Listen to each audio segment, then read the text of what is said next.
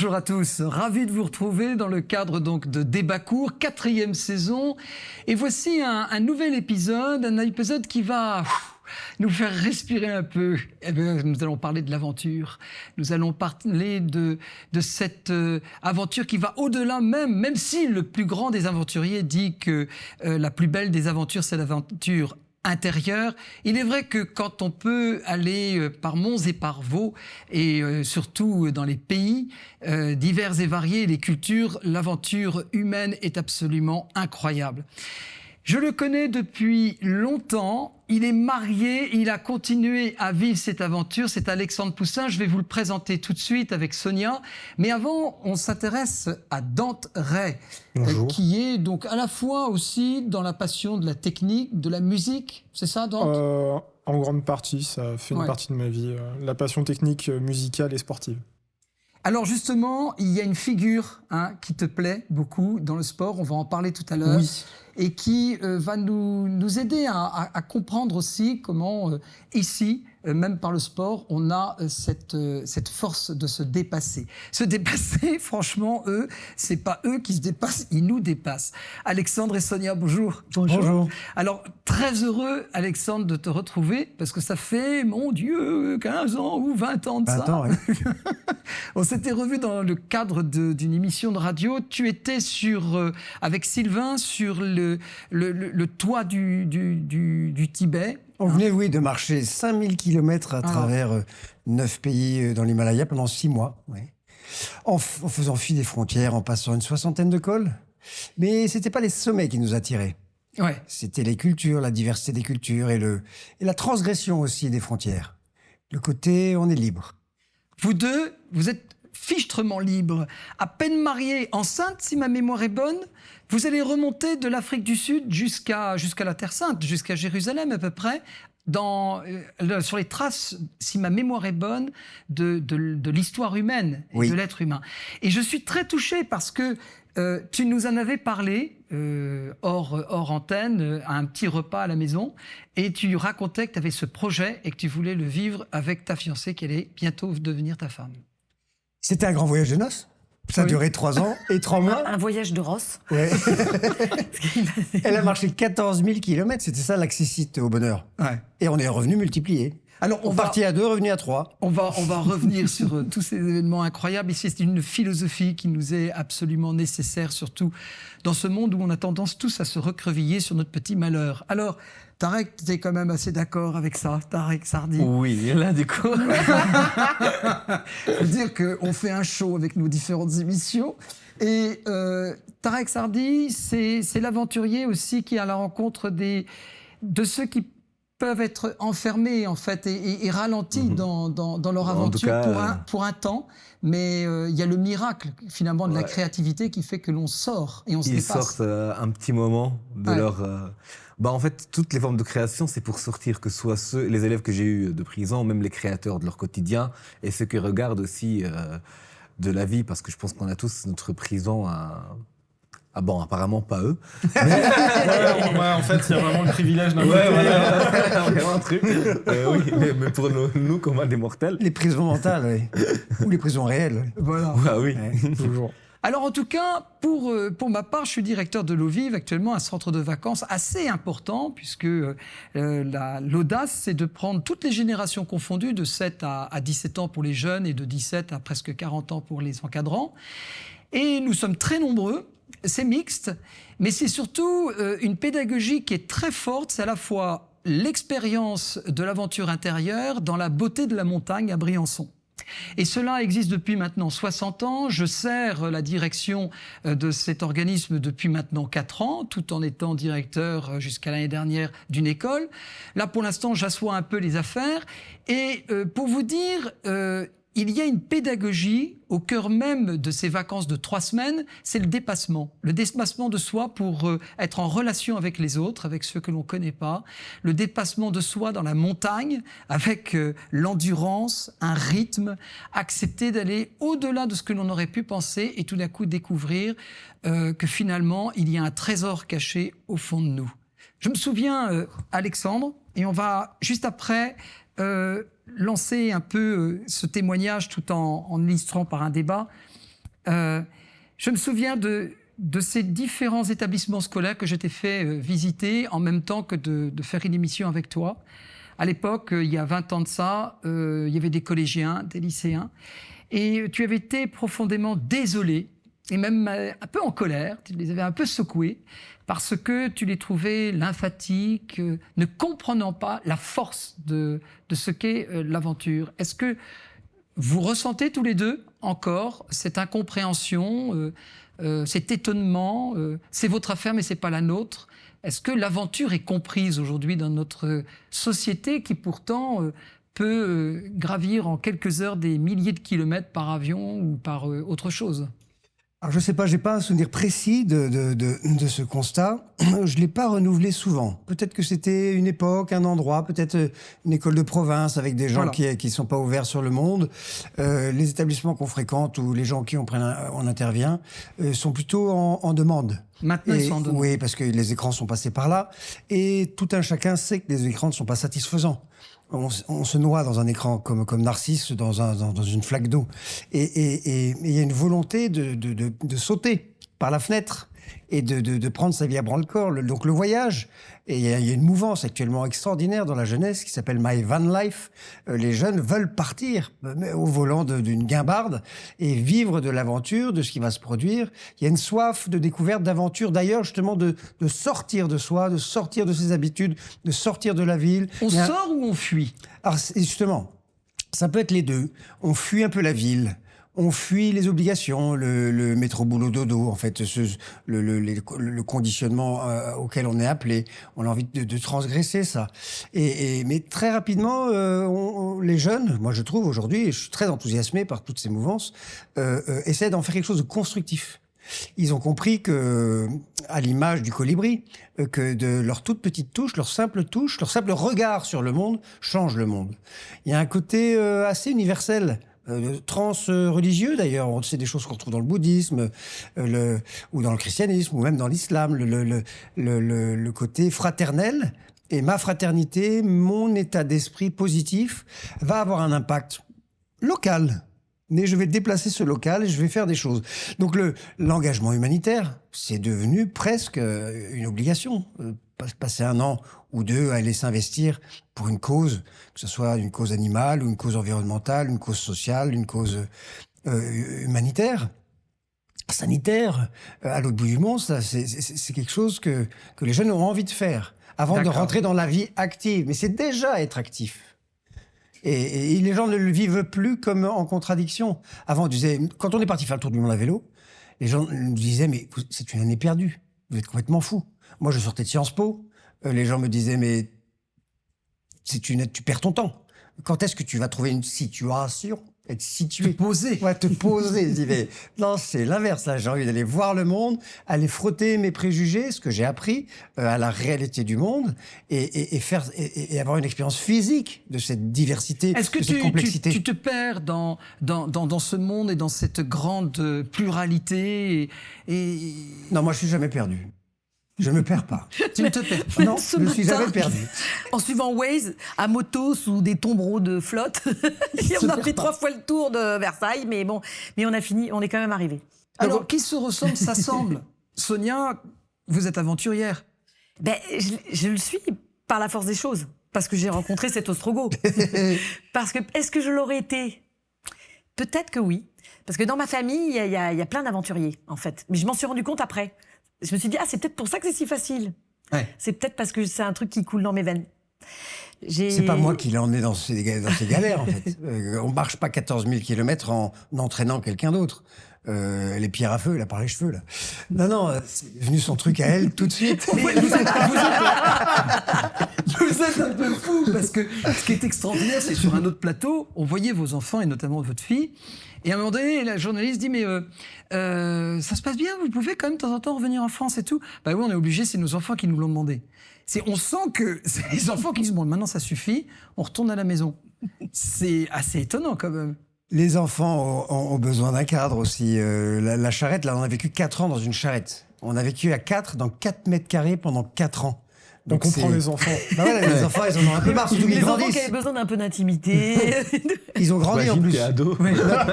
Notre fille, elle a 14 ans à la fin. Elle a... Oh, la pauvre. Elle disait, allez, Il était temps que ça cesse. Ouais. Même En fait, si c'est les enfants qui encadrent les parents, là. C'est un peu ça. C'est pratiquement ça. En effet, parce qu'en fait, quand on est responsable d'enfants, on est obligé d'avoir une certaine routine, une certaine rigueur qu'on n'a pas forcément quand on est seul. On pousse le bouchon quand on est seul. Là, on est obligé de s'arrêter. De toute façon, c'est les zébus qui étaient les chefs. Parce qu'on avait une charrette à zébus à Madagascar. Et donc, c'est les zébus qui décident.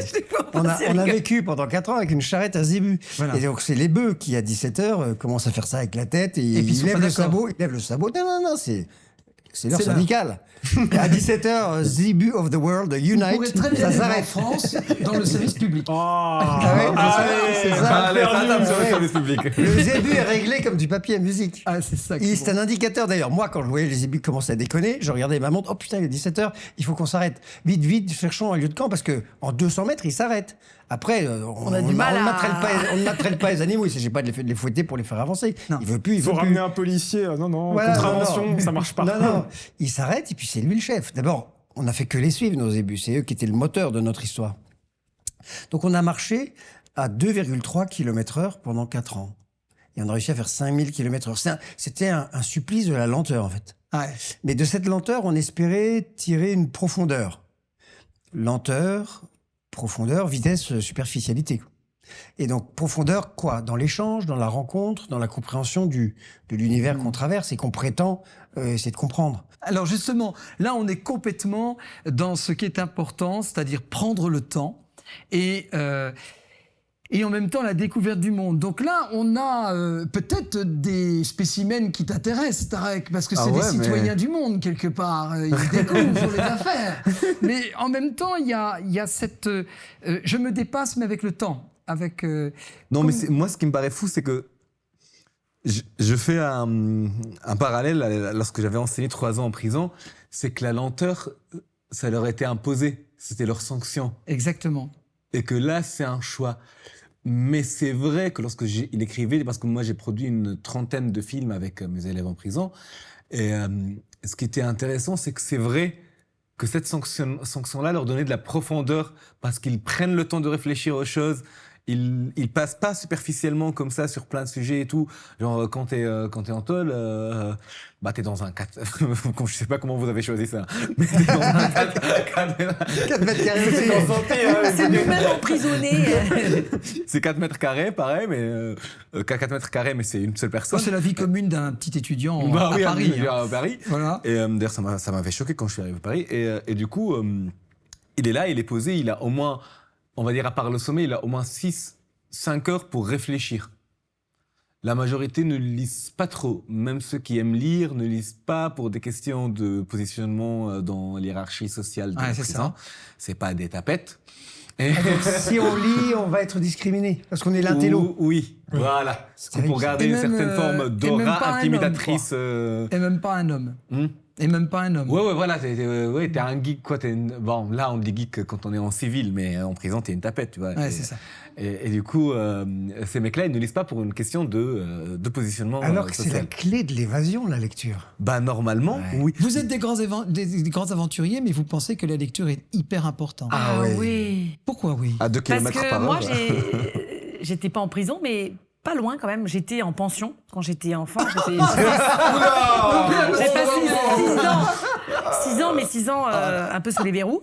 Et heureusement qu'il y avait la lecture. La lecture, pour moi, c'était le seul moyen de m'évader. Oui. Ça Et permet vraiment... de rêver. Et de rêver à l'amour, de rêver à plein de choses, mais en tout cas à travers les livres. Et personne ne peut s'immiscer. On est dans une relation avec le livre, Ouais, sauf c'est si toi, quelqu'un le vient livre. fermer le livre. Ouais. Mais là, on est choqué, on est énervé d'ailleurs. On veut le Et retrouver. on n'avait pas beaucoup le temps de lire parce qu'on faisait que travailler, étudier. C'était vraiment dur. Et j'étais obligée, comme j'étais en pension, et on était dans des grands dortoirs, on était 200 par dortoir. Donc l'intimité, tout ça. Le 4 mètres carrés n'était pas respecté. Il n'y avait pas de 4 mètres carrés, là. C'était, je sais pas combien, une Ouais, mais centaine de mètres carrés. t'avais ton petit Mais lit. j'avais mon lit, mais je me levais parce qu'on devait dormir. puisqu'on n'avait pas sa petite lumière pour lire, il y avait extinction des feux. Donc moi, je devais me lever, aller dans les sanitaires, dans les toilettes, et je lisais jusqu'à minuit dans les toilettes, avec que j'étais obligée de rallumer, parce que c'était une minuterie, tout le temps, pour pouvoir continuer, pour voir jusqu'où j'allais. Et justement, je lisais des livres qui se passaient dans l'Himalaya, dans les montagnes et tout. Moi, c'était un moyen d'évasion. La lecture suscite l'aventure, le désir d'aventure, mais aussi la lecture, et ça je m'en souviens, tu parlais de préparation d'aventure, c'est-à-dire que par le livre, tu découvres ce qu'il faut faire. Et là, il y avait une chose assez étonnante à l'époque, tu disais, c'est par le livre que j'ai compris qu'il fallait pas longer les rivières.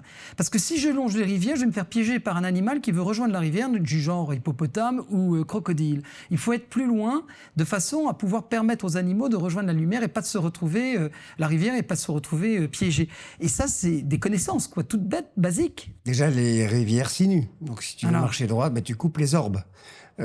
Sinon, tu doubles le chemin. Par exemple, le Nil, quand on a suivi le Nil en Afrique, on a coupé les boucles du Nil. Et là donc, tu vas traverser des déserts. Il n'y aura pas de rencontres malencontreuses, mais il y aura des problèmes de logistique. Où trouver l'eau? Est-ce qu'il y aura des hommes? Donc, tout ça, il faut étudier, lire. Mais tout se fait. Rien n'est un problème. Ça s'apprend dans les livres, mais ça s'apprend auprès des gens, en fait. Hein. C'est eux qui nous apprennent. C'est eux qui savent. Il y a des gens partout sur Terre. Les locaux, c'est les locaux qui savent. Après, il y a aussi énormément de films et de documentaires qui parlent des aventuriers. Exactement, c'est ce qu'on dit. Avec des regards plus crus. Et dans un livre, il y a tout un développement qui est fait. Et le narrateur peut avoir sa vision. Il me semble qu'il y avait eu un aventurier qui avait disparu dans l'Amérique du Sud. Ouais, en Amazonie, oui. En Amazonie, et son livre avait été retrouvé, je crois. Et on l'a jamais retrouvé, lui. On l'a jamais retrouvé, et il parlait même qu'il avait mangé son chien. Il me semble, à un moment. On a retrouvé son récit, oui. On avait retrouvé son récit, et il avait mangé son chien parce qu'il allait mourir de faim. Enfin, il y a des récits d'aventure. Maufray. L'aventurier Maufray. Oui, Maufray, j'avais pas le nom, excusez-moi. Non. Et donc, il y a tout ce récit, et après, il y a aussi un documentaire... j'ai oublié le nom du réalisateur, mais où c'était un réalisateur qui avait fait une version documentaire, une version fiction de la même personne qui avait fini une aventure malencontreuse, il me semble, dans l'Alaska. Into the Wild. Oui, aussi. C'est qu'il mange des baies à la fin, il se trompe et terrible, il s'empoisonne. Il y a aussi l'histoire d'un explorateur qui meurt dans sa propre diarrhée. C'était pas beau à voir. Il y a un explorateur qui est mort. Petit camion là. Il y a un explorateur aussi, c'est une histoire un peu connue, qui est mort en mangeant le foie d'un ours. Suite à une surdose de vitamine A qui est contenue qui est toxique. Donc il y a beaucoup d'histoires là-dessus. Après, ça crée aussi un imaginaire. Par exemple, tout à l'heure, vous disiez, tout à l'heure quand on discutait, vous disiez, on est des aventuriers. Il y a tout un imaginaire qui arrive en tête de personnes. Après, à vous entendre, c'est exactement ça. De débrouille, de lenteur aussi. On prend pas le train, on prend pas Air France. Enfin, pour beaucoup de gens, c'est même pour moi. Et il faut une grande humilité aussi, je pense, parce que très rapidement, on doit à la fois avoir l'humilité de ses connaissances et de ses compétences, et en même temps l'humilité de les enrichir ou de les mettre un petit peu à l'épreuve s'il y a besoin. C'est-à-dire que oui, un aventurier vivant, c'est un aventurier prudent. Alors, on peut en dire de même d'un montagnard. Ouais. Donc nous, on est extraordinairement prudents. Là, à Madagascar, on avait nos 2 enfants. On était doublement, triplement, quadruplement prudents. Donc on n'est pas des têtes brûlées. Fous. Oui, voilà. C'est ça que on n'est pas fous. C'est-à-dire que c'est le cadre. Le cadre sage. Pour en revenir à la définition de l'aventure, c'est que... fantaisie. En fait, il y a un côté Boy Scout. On est toujours prêt. On est prêt à l'imprévu. Et on ne veut surtout pas prévoir. L'aventurier ne veut pas prévoir. Si c'est prévu, c'est plus une aventure. C'est un tour opérateur, quoi. C'est un voyage. Et c'est très bien fait, d'ailleurs. Là, non, l'aventurier, ça commence dans la vie de tous les jours. C'est l'imprévision volontaire, c'est l'insouciance, pas l'inconscience. L'insouciance. Je ne porte pas le souci de demain et de ce qui va arriver. Pourquoi? Parce que je suis prêt. Un ceinture noire qui va dans une foule hostile, il est prêt, mais il a 15 ans derrière lui de travail. Il n'est pas inquiet. Quelqu'un qui n'a jamais fait... Voilà, on peut être insouciant et conscient. Et bien évidemment, le souci, évidemment, on est très conscient des risques. Quand on traverse l'Afrique, on va rencontrer des animaux sauvages.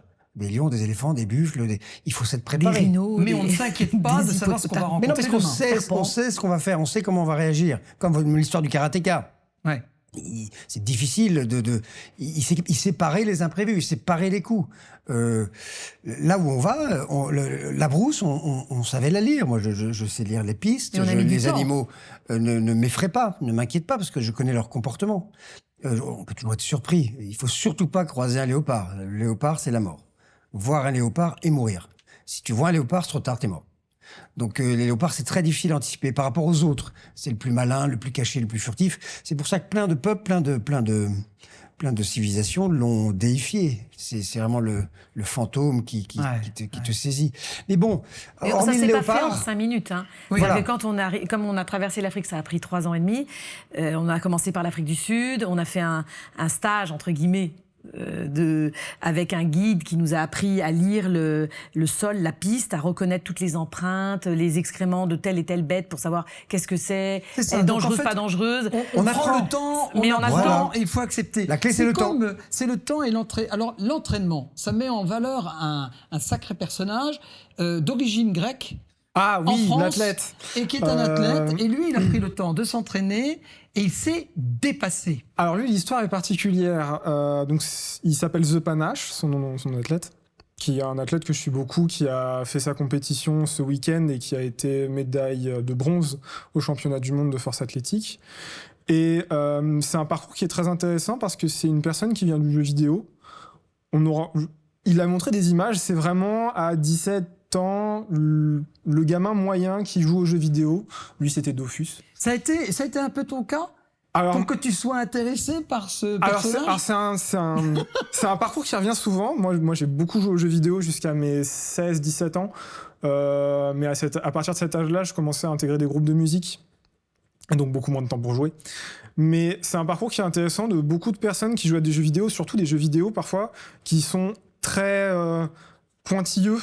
Notamment des jeux de rôle ou des jeux multijoueurs où il faut voir les statistiques toujours optimisées. Et ces personnes-là se retrouvent paradoxalement de plus en plus à aller dans la musculation, la force athlétique ou d'autres sports, le tennis, parce qu'il y a cette même logique de... Il est on dans a- une certaine culture. On a quoi. cet entraînement de Ouais, c'est base ça. Ouais. où la force athlétique, c'est 3 mouvements. Une fois qu'on a la technique, la technique change tout le temps, il faut toujours l'améliorer. Mais une fois qu'on a la base, on va faire 1 an et demi, 2 ans, et après, ça va être plein de petites modifications, de l'alimentation qu'on va changer, penser ses cycles, penser ses Est-ce que blocs. c'est pas un peu narcissique? Comme on accuse les autres d'être fous, est-ce que ça, c'est pas un peu narcissique?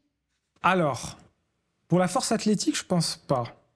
Parce que dans le bodybuilding, l'image qu'on a tous de personnes en slip avec les fesses striées et le dos très large, Mais leur slip est pas beau. le slip est pas beau, puis... Le slip léopard. Léopard. Mais toujours est-il qu'il y a vraiment ce côté où, dans ce sport-là, il y a vraiment, c'est que cette culture-là d'être toujours plus massif, toujours plus gros, et toujours plus dopé aussi. À un moment, on ne sait pas si on a un humain ou un poney Shetland en face de soi. Mais toujours est-il que là-dessus, là-dessus, je ne pourrais pas répondre. Mais par exemple, la force athlétique, il y a une notion de dépassement. Oui, donc on c'est revient ça. sur ce thème. Endurance, objectif à atteindre. Voilà, et tout se fait dans un marathon où ils doivent penser, je vais me retrouver en compétition à tel moment, à faire tel poids, et je dois réussir à soulever telle charge.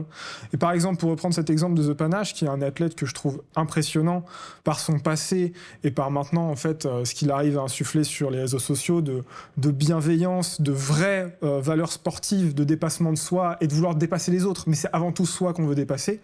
C'est une personne qui fait 66 kilos. Donc il n'est pas forcément massif. D'accord. Et là, il fait en soulevé de terre, donc c'est quand vous avez la barre en bas, que vous devez serrer le dos et lever les jambes et amener la barre au niveau de votre ventre. Il est à 290-295 kilos, le poids de la barre. Donc on est sur des proportions où moi, en comparaison, qui suis un médiocre dans le sport, sur cette performance, sur cet exercice, je fais 150 kilos. lui, il fait 5 fois son poids. Oui, quasiment. Presque. Non, il est... Et en fait, c'est toutes ces valeurs-là. Là, il y a aussi le psychisme. Et c'est aussi le certainement, il y a tout ça. psychisme. Alors évidemment, Alors, qu'est-ce que cela peut apporter pour un jeune avant de justement bifurquer? Parce que je trouve que cette culture-là est assez présente dans les prisons, en tout cas mythiquement dans les films à Merloc, on nous les montre ça. C'est les gars qui savent que se muscler et se bagarrer. Mais bah, C'est pas... en fait, il y a aussi comment, je pense, peut-être sans doute Oui. Tarek va me contredire Voilà. là-dessus, mais je pense que dans la notion qu'un prisonnier peut avoir de développer son corps, fatalement, il va en venir à développer son esprit. Oui, Au début, je on a comprends. toujours cette Ouais, ouais. vision. Ouais. C'est des personnes qui vont à la salle de sport parce que cœur brisé, parce que vraiment Trop gros. quelque chose d'esthétique. Ouais. Je me sentais pas bien et en fait fatalement à un moment on arrive au je vais à la salle de sport parce que ça me fait du bien ou parce que ça m'empêche de foutre une baffe à Géraldine de la Conta qui m'a embêté hier. D'accord. Enfin il y a toujours un autre concept Ok. que juste Mens sana in corpore sano. Le corps Voilà. s'améliore, donc l'esprit va s'améliorer aussi. l'esprit sain dans le corps sain. Ouais. Tout à fait. Tarek, En vrai, deux points justement. Oui. hein. Le premier, c'est justement cette culture, pas de l'entre-soi, mais enfin d'essayer de partir de soi. Et puis après, est-ce qu'on peut préparer à l'aventure quand le jeune va quitter la prison? Donc, première question, c'est déjà la culture de l'entre-soi. Et... En vrai, la culture de... Contrairement à ce qu'on peut voir dans les films ou à ce qu'on peut penser Exactement. dans l'imaginaire collectif, en prison, il y en a pas, il y a très peu qui font du sport vraiment. D'accord. Parce qu'en fait, c'est simple, c'est que ce qui Y a est pas le budget. figé... Non, pardon. Mais ce qui est figé dans l'imaginaire collectif, c'est le côté esthétique du sport.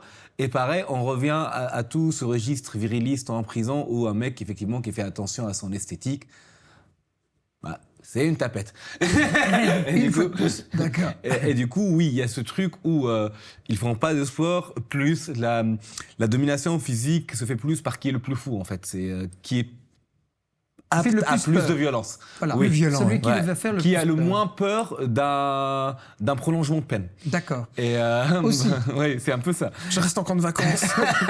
Bah, il y a ceux qui veulent rester en tôle Ah ouais. et qui vivent comme des princes. Bon, non, j'exagère. Ouais. La motivation, comment peut-on justement, est-ce qu'il y a une possibilité de faire naître chez des jeunes qui n'ont qu'une idée en tête, c'est d'avoir les galons du délinquant, qui font plus ou moins de la présence dans des écoles, enfin pas dans des écoles, dans des centres éducatifs fermés ou dans des prisons. Est-ce qu'on peut quitter ça et réussir à les faire sortir d'eux-mêmes et de cette logique? Moi, là, quand j'entends le témoignage et tout, je trouve que l'aventure, parce qu'en fait, il y a aussi un aspect de récidive qui est la recherche d'adrénaline aussi, surtout chez les plus jeunes délinquants ou menacés de délinquance. Ils prennent le pied d'être enfermés. Non, Non. c'est au moment La de recherche passer à d'adrénaline. Ouais, seulement. au moment du vol, au moment de Ah, c'est l'agression, ça. au moment C'est de... la recherche de... Ils ont Et un du- kiff. Et du coup, et du coup, je pense que peut-être effectivement canaliser cette adrénaline-là dans, on va dire, la conquête du monde, dans pas la conquête, mais dans l'exploration du monde. Ça, en vrai, en plus, typiquement, c'est des profils qui ont souvent une certaine forme d'intelligence débrouillarde très développée. Du coup, je pense qu'elles peuvent se prêter au jeu. Il faut juste qu'elles apprennent la patience. Je pense que c'est ça. Oui, moi je vois plus les sports extrêmes pour les sorties Oui, de, ou les de sports prison, extrêmes aussi. avec une satisfaction assez rapide. Sauter d'un Instantané. avion, Court terme. sauter d'un avion, ça dure 1 minute de chute libre. On se prend un ride d'adrénaline incroyable et on a envie d'y retourner. Et donc c'est des gestes très précis puisqu'on a sa propre vie entre ses mains, contrairement au malfrat qui va avoir la vie des autres entre ses mains. Là, il peut pas rigoler avec la gravité. S'il rigole, et paf le chien. Bah alors, c'est une omelette. Non, Donc, mais c'est on là, ramasse les le- morceaux. Voilà, C'est excellent ce l'escalade, que tu c'est dis. pareil. Moi, j'ai Ouais. emmené grimper des enfants à problème. C'était pas vraiment des délinquants, mais des enfants un peu chauds. La paroi est un extraordinaire révélateur. Les caïds se faisaient dans le froc. Et le souffre-douleur, celui qui se prend des baffes, le petit, La etc. tapette. T'as même Eh ben, pas le grimpe temps très bien. d'avaler la corde pour l'assurer qu'il grimpe, il grimpe, il grimpe, il grimpe. Il a pas peur, il a pas le vertige. Il existe enfin. Et quand il redescend, le caïd qui s'est fait pipi dessus et qui n'a pas réussi à faire 3 mètres, parce que c'est le costaud qui est lourd et qui n'a pas un bon rapport poids-puissance, eh ben le rapport est inversé. Le petit fait pas le mariole, parce qu'il peut se prendre une torgnole, mais le costaud, Mais il sait que- le costaud qui se moquait du puceron, là, il fait plus le mariole, il fait plus le malin, il dit ouais, respect, là j'ai vu quoi. Et donc le lendemain, face à la paroi, nous on va essayer de l'aider évidemment, on veut pas briser, il s'agit de briser personne, il s'agit de révéler, c'est pas nous qui faisons, c'est la paroi, c'est l'escalade qui révèle ça. Et Pour revenir à la thématique du jour, le dépassement de soi, moi j'ai toujours eu un problème avec ça. Ça existe, le dépassement de soi, c'est très sportif. On a besoin de gagner quelques secondes, quelques mètres. Tu ne te dépasses pas quand tu vas dans l'aventure. Non, je réfute ça. C'est très personnel. Ah en oui, fait. moi je tente de m'élever. Quand on se dépasse, on n'est plus en soi. On est hors de ses pompes et un jour on tombe. C'est Icare. C'est le mythe d'Icare qui se rapproche du soleil. Ah oui, il se dépasse, il monte, puis il se rapproche du soleil, et ça fond. Donc il y a toujours un danger pour les sportifs de très haut niveau qui un jour sont plus capables de courir, de lever un poids, etc. Et donc là, s'ils ne se sont pas réinventés, ces sportifs, c'est la déprime, c'est l'alcool, etc. Donc c'est compliqué. Donc moi, je préfère le concept de prudent, qui n'est pas la quête prométhéenne du record, du dépassement de soi, de dérober le feu sacré. Je serai le meilleur, j'ai été plus haut que toi, plus vite, etc. Le côté situs, altus, fortius, dont on a besoin dans le sport. C'est d'accord, mais l'aventure, c'est pas le sport. Il n'y a pas de performance. Non, l'aventure, non. c'est contre soi, C'est avec bien, soi, c'est beau. et c'est l'élévation. Ouais. J'en conclus par là. Ce qui est intéressant, c'est l'élévation. Il y a Christine, le docteur Christine Janin, Oui. une femme extraordinaire, qui a été une himalayiste hors pair, qui était partout, beaucoup plus haut que moi. Elle, aujourd'hui, elle a créé cette association qui s'appelle « À chacun son sommet ». Et elle emmène À des chacun son handicapés... Everest. À chacun À son chacun Everest. son Everest. Merci. Et elle emmène des handicapés accomplir des exploits qu'un himalayiste, un cador, un lapin, un rat de laboratoire aura moins de mérite à accomplir, puisqu'il est entraîné pour ça, aller à l'Everest sans oxygène. Quelqu'un qui a du mal à marcher, faire un sommet de 4000 mètres, ça va être... Un exploit. Ben oui. Alors, Sonia, vous avez des enfants, vous avez votre mari, un aventurier, vous aussi. Comment percevez-vous l'importance de transmettre et comment transmettre cette soif de la découverte de l'autre? Vous le faites avec vos enfants, en vivant ça avec vos enfants. Mais vous avez d'autres enfants, vous avez des amis qui ont des enfants et qui sont des mères un peu plus calmes et qui restent à la maison. Enfin, c'est ce que l'on dit, elles sont calmes parce que je comprends bien que vous êtes calmes en fait dans votre aventure tous les deux, Ah oui. avec votre famille. Tranquille. Donc justement, comment vous faites? Qu'est-ce que vous pouvez nous dire? Alors déjà, quand on est parti avec nos enfants, c'était la volonté d'être avec eux, de partager, de leur transmettre. Et d'apprendre d'eux aussi, à travers leur regard, à travers leur émerveillement sur le monde. Donc ça, c'est merveilleux.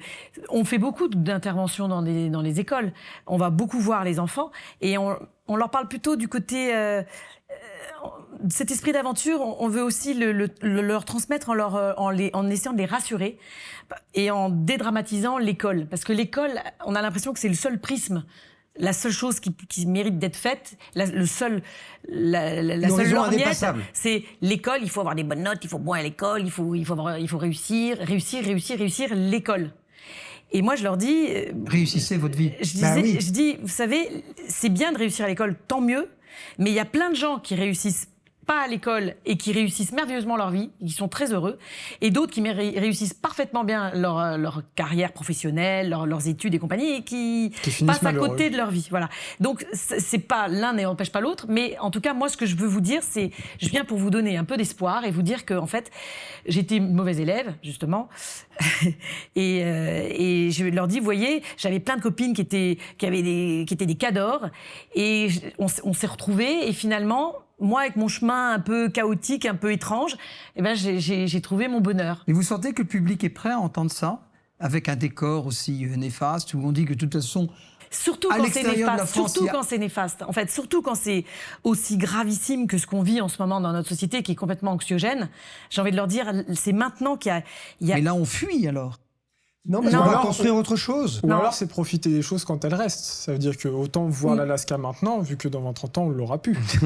Non, mais toutes choses égales par ailleurs, il y a aussi un concept où, il me semble c'est Thomas Pesquet, je me permets de rebondir, mais Thomas Pesquet qui avait dit il faudrait que chaque personne, alors ce qui est une folie, hein, il faudrait que chaque personne puisse un jour faire un vol spatial pour être sensibilisé à l'état dans lequel est la planète, comment on le voit, comment il le voit surtout depuis l'espace. Alors c'est une folie complète au niveau d'un bilan carbone, qui moi ça me hérisse. Mais la logique derrière, c'est quand même... la philosophie, quoi. C'est la philosophie de sortir de chez vous, typiquement, les enfants, sortez de l'école, sortez du cadre qu'on vous donne très souvent, sans être dans un dispositif où il n'y a plus rien. C'est juste voir autre chose que métro boulot dodo, ou que je vais à l'école, j'ai mon activité goûter et après je rentre à la maison. Il n'y a rien de plus apaisant que la nature. C'est le métro boulot boulot. C'est la ville qui est anxiogène, qui est stressogène. On n'est pas fait pour ça. Non. On est fait pour vivre en harmonie avec les cycles naturels de la nature, le lever du soleil. Ne pas voir le soleil se lever, ne pas le voir se coucher, c'est pas bon pour la psyché, pour l'humain. C'est très important de vivre avec la nature.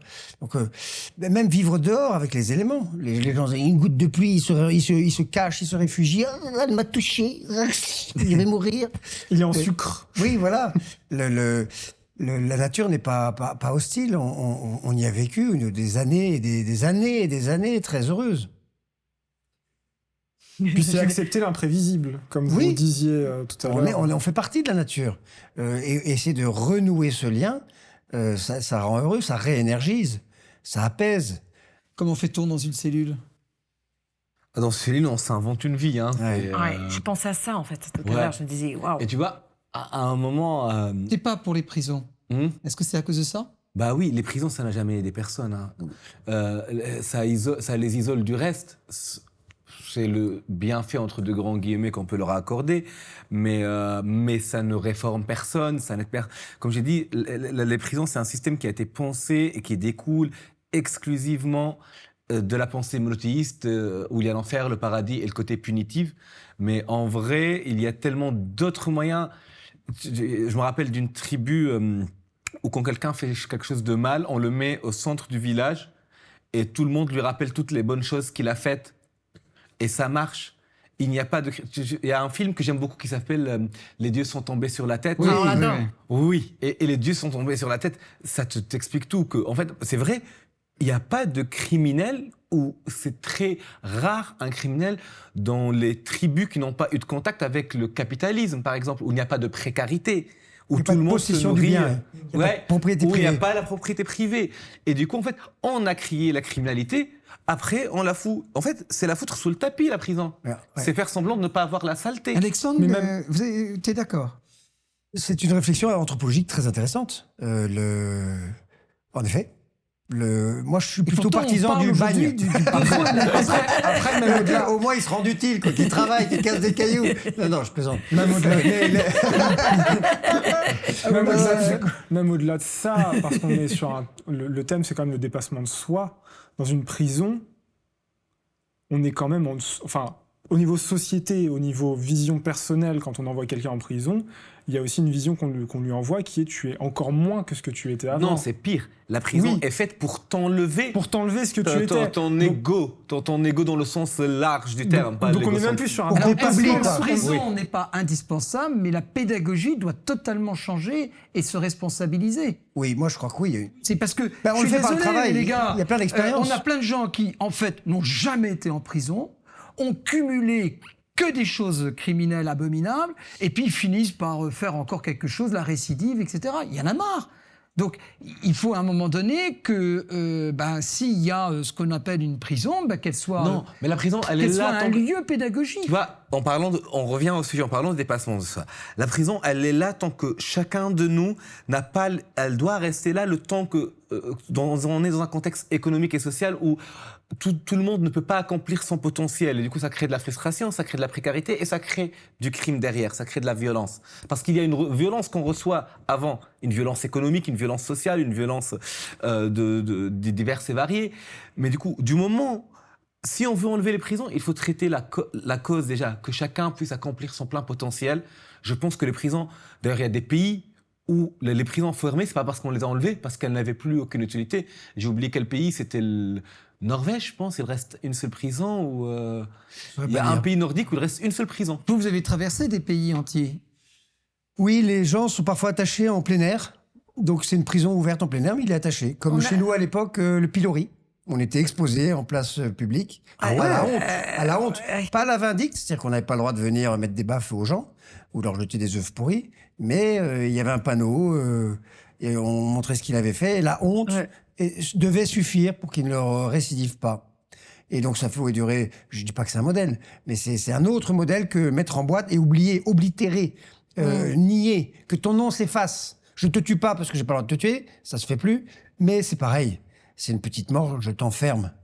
Donc c'est compliqué. En vrai, dans nos normes, ça paraît très violent, mais si on se dissocie un peu, on se dit que c'est moins violent que la prison. Parce que là, quand tu l'as raconté, j'étais quoi, en l'exposant à la place publique, c'est à la chasse aux honte, bah oui. sorcières. Oui, mais la honte.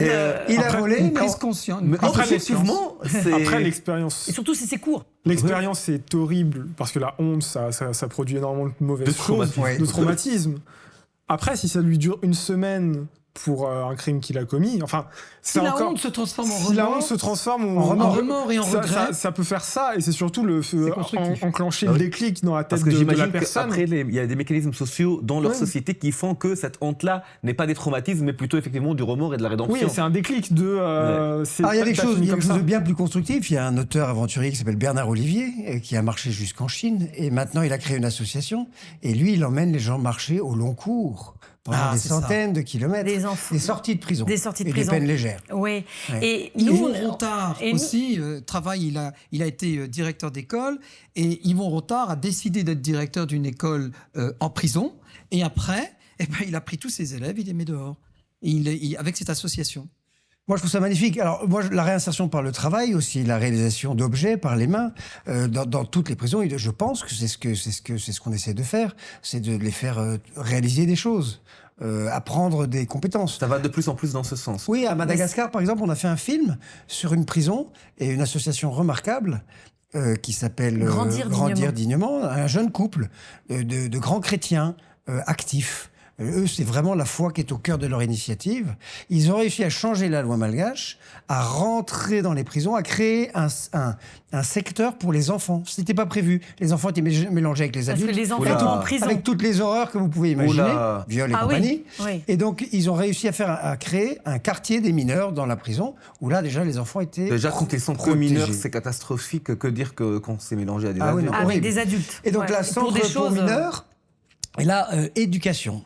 Et donc, ils ont réussi à faire rentrer des professeurs à l'intérieur, et ils suivent un cursus d'école normale.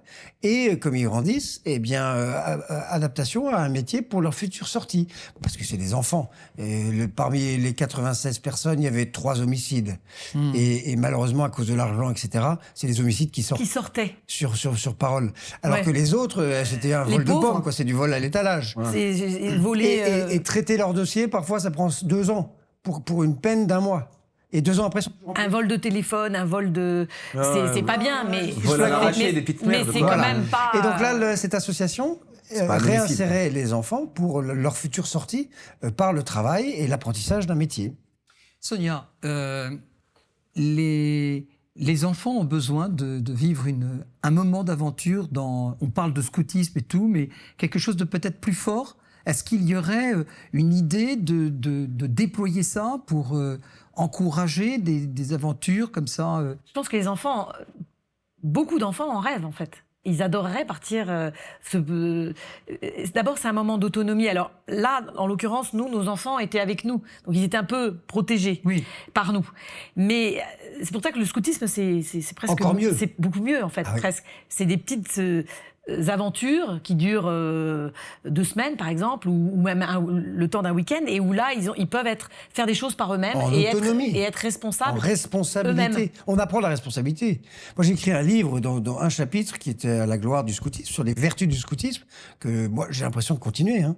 Le scoutisme m'a beaucoup apporté. Je moi. suis très impressionné de voir, par exemple, les scouts de France qui se sont multipliés depuis maintenant 4-5 ans, mais d'une manière incroyable, avec un vrai métissage tel voulu par Baden-Powell. Mais là, les scouts de France... Alors, en plus, c'est très drôle, parce que sous l'étiquette des scouts de France, on a des scouts en fait assez tradis, Il y a tout. rangers, Ça c'est dépend tout, des et chefs. les autres avec les petites chemises orange, vertes, bleues, etc.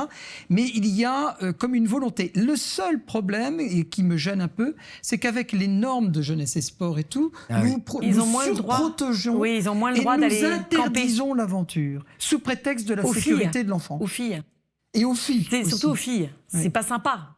Donc, Ah elles sont ouais. plus non, mais protégées. c'est hallucinant. Oui. Ouais. La On surprotection en est des là. enfants aujourd'hui Oui. devient un vrai problème. Les petits garçons peuvent Oui. encore aller camper en Mais forêt, la surprotection mais des les filles. petites filles peuvent pas aller camper en forêt. Pourquoi? À cause des prédateurs. Sexuel. Il faut que ça soit dans il faut que ce soit dans des trucs fermés, Tu dois mettre enfin, des pièges à l'eau devant chaque protégés tente. entre guillemets chez des gens en tout cas. Mais c'est fou quand Mais on arrive les là. Hein. prédateurs C'est- peuvent attaquer c'est un- les petits garçons. Oui. normalement, C'est aux prédateurs d'être Et sanctionnés un pour petit ça, pas les garçon filles. peut être un prédateur pour un petit garçon et une petite fille. Non, mais là, c'est un peut-être autre une- débat. On juge la société. Le scoutisme reste, a toujours son rôle à jouer. Et puis après, dans le camp, il y a eu une interprétation de l'adaptation des règlements officiels aussi. Dans scout. J'ai jamais été scout pour le coup. Non. Ah, si. Moi, j'ai Moi, été c'est- viré à cause de parce que j'ai pas voulu faire la vaisselle. Non, non. Alors moi j'ai dû camper. Après avec mon père, on a par exemple fait des marches en montagne, à dormir dans des chalets. Mais pareil, j'ai un cadre familial. Enfin, c'est pas c'est quelque chose que j'aimerais beaucoup faire dans les prochaines années. Mais je me suis jamais retrouvé comme vous. Faire avec ses potes, quoi. Mais j'aimerais bien le faire seul. Seul à faire une marche, un trek mode ou quelque survie. chose. Pas forcément en mode survie, mais c'est vraiment être dans son cocon. Parce que moi, Faire j'aurais une pas introspection. parce que moi, j'aurais pas la responsabilité d'autres personnes. C'est un peu comme beaucoup de choses personnelles, c'est qu'il y en a où c'est un cocon intime qu'on se Alors fabrique. justement, dans la responsabilité des personnes, est-ce que on n'est pas trop dans la fiction et l'exagération quand on parle de prédateur? Le prédateur. Là, dans le cadre, par exemple, Ouais. des. Est-ce que finalement les prédateurs sont si nombreux que ça? Alors Statistiquement, moi, il y a quelque chose que je vois d'effrayant. Par exemple, sur les réseaux sociaux, et que je peux même voir parfois avec des proches que j'ai, avec qui ça m'arrive de partager une après-midi au parc Astérix ou un moment, c'est parfois l'image qu'ils ont des très jeunes. Quand je parle de très jeunes, je parle d'adolescentes et d'adolescents qui arrivent à la puberté. Je sais pas si toi aussi, Tarek, tu as pu voir ça, ou vous avez pu voir ça. Mais par exemple, sur les réseaux sociaux, le fait qu'on peut se retrouver avec des personnes qui disent « Oh, elle a 15 ans, mais on dirait qu'elle en a 20 et elle est bonne. » Enfin, il y a c'est aussi ça. un Oui. imaginaire qui se fait. Ouais. Est-ce que la pornographie en est c'est vrai responsable? que les mecs sont un peu dégueulasses. Est-ce qu'il y a hein, ça? Mais il y a aussi Nous, on va pas une trop parole sur les- complètement décomplexée maintenant sur la sexualisation de personnes qui n'ont pas à Et l'être. on ne parle pas de dépassement à ce moment-là. On parle de quelque Utilisation. chose qui- Non, Là, là, on c'est- parle d'humiliation. Donc c'est pour ça que moi, voilà. parce que autant il y a des prédateurs, mais je pense que c'est comme dans beaucoup de cercles. Il y a les prédateurs ou on pourrait dire les radicaux violents, c'est-à-dire, enfin, on parle de prédateurs, mais on pourrait parler de militants violents, on pourrait parler de beaucoup de mouvements. Mais il y a ces personnes-là qui en fait sont une partie moindre, minime. Mais les vrais qui sont dangereux là-dedans, c'est ceux qui ne condamnent pas. C'est-à-dire qu'il y a Les passifs. il y a les prédateurs, oui, mais il y a aussi ceux qui vont Couvrir, les justifier, les C'est ça. couvrir, ne Ah ouais. pas en parler. Ouais. Et en fait, c'est beaucoup plus de monde. Alors, là, c'est intéressant parce qu'on voit sécurité, il faut y aller, il y a trop de sécurité. En même temps, il y a effectivement la justification de la sécurité. On revient un petit peu dans le fait qu'il faut être prudent et on n'atteint pas le haut risque, quoi. C'est-à-dire qu'on se dépasse dans une cohérence de ce que nous sommes et du contexte dans lequel on se trouve. Le dépassement prend du temps. Voilà. Peu importe que ce soit une aventure. Et ne veut pas dire l'insécurité, parce que très souvent les jeunes pensent que quand on se dépasse si justement on se met en insécurité. On risque notre vie sans réflexion, et à ce moment-là on tombe dans... Ça, c'est nihiliste. Voilà. Et C'est- puis dans des Ouais, c'est vidéos, assez on nihiliste, voit des gens qui ont des ça. accidents terribles parce qu'ils ont voulu faire un truc extra. C'est le phénomène avec TikTok. le- Je me filme et je fais des choses incroyables et je me fais, je me Et fais on mal. joue à qui puisse le plus loin. Voilà, quoi. voilà. Non, c'est clair, ça va être une de nos prochaines émissions. Et Mais merci par contre, beaucoup de je faire voulais la juste rajouter transition. un truc, c'est que Transition. tu vois, les scouts, moi j'ai toujours eu un petit problème, c'est le côté un peu cadre et court effectivement du Oui, format. Tarek, t'aimes pas trop le cadre. hein. Et je me rappelle un truc, avant mes 17 ans, j'avais l'intelligence sociale et émotionnelle de la table de chevet, tu vois, j'étais vraiment Ouais. très sérieux comme petit. Et d'ailleurs, j'étais très bon en études à l'époque. Et Ça à n'a pas partir- changé, je te rassure.